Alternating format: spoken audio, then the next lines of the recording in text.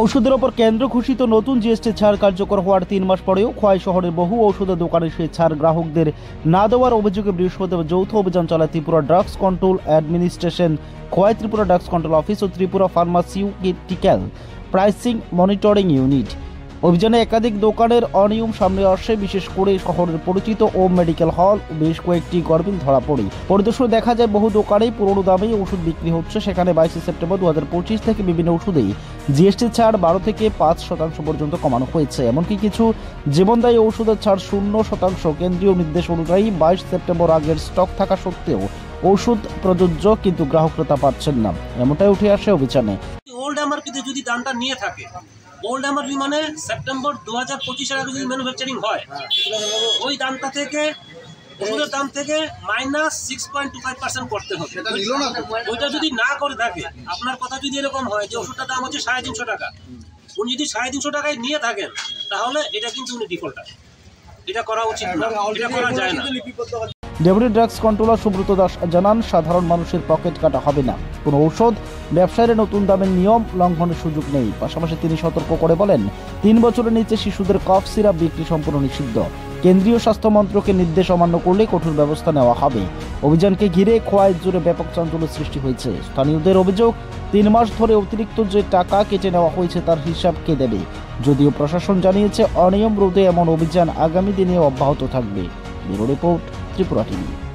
থেকে আপনারা জানেন যে ওষুধের নতুন জিএসটি স্ল্যাব, যাতে অনেক ওষুধের দাম পরিবর্তিত হয়েছে, যেখানে 12% থেকে 5% এবং অনেকাংশে 0% পর্যন্ত জিএসটি ছাড় ওষুধের ক্ষেত্রে প্রদান করা হয়েছে ভারত সরকারের প্রদত্ত নিয়ম অনুযায়ী, এবং সেটা 22 সেপ্টেম্বর 2025 থেকে এফেক্টিভ। যেসব ওষুধগুলো আমাদের এখন মার্কেটে 22 সেপ্টেম্বরের আগে ম্যানুফ্যাকচার্ড হয়েছিল, ওগুলোর ক্ষেত্রে যে নতুন এমআরপি কিন্তু আসেনি, কিন্তু ওই ওষুধগুলোর ক্ষেত্রে আমাদের নিয়ম হলো নতুন জিএসটি যে রেট, সেই রেট প্রদান করতে হবে।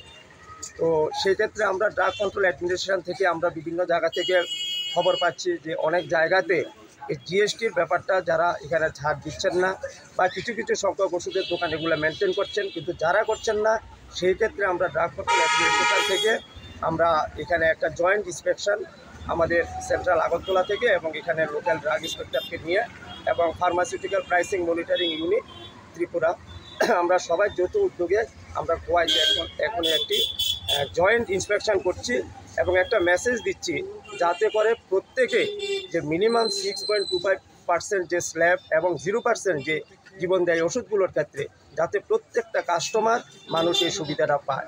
এবং ওষুধের দোকানদেরকে আমরা কড়া নির্দেশ দিচ্ছি, এবং আপনাদের যে ডিসকাউন্টের ক্ষেত্রে মেমোতেও সেটা প্রতিফলিত হতে হবে এবং কাস্টমারকেও সেই ক্ষেত্রে জানাতে হবে। এই জন্য আমরা আজকে প্রত্যেক ওষুধের দোকানে একটা নতুন আমরা এখানে একটা লিফলেট সেটা সার্কুলেট করছি, যাতে all medicines at less prices ওষুধের নতুন জিএসটি যাতে প্রদান করে।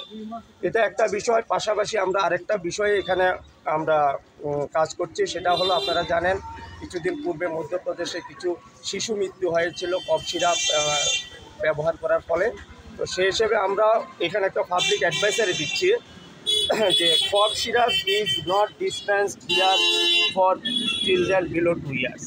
2 বছরের বাচ্চা শিশুদেরকে এর নিচে কোনো ধরনের কফ সিরাপ যাতে ওষুধের দোকান সার্ভ না করে, ডিসপেন্স না করে।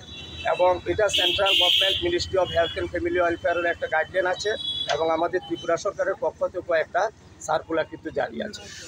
তো সেক্ষেত্রে আমি অনুরোধ করব সবাইকে, যাতে আমাদের সরকারের প্রদত্ত সুবিধা এবং বিভিন্ন রুলস রেগুলেশনগুলো মেনটেন করে, যাতে আমাদের পাবলিক এবং পেশেন্টটা সুরক্ষিত থাকে।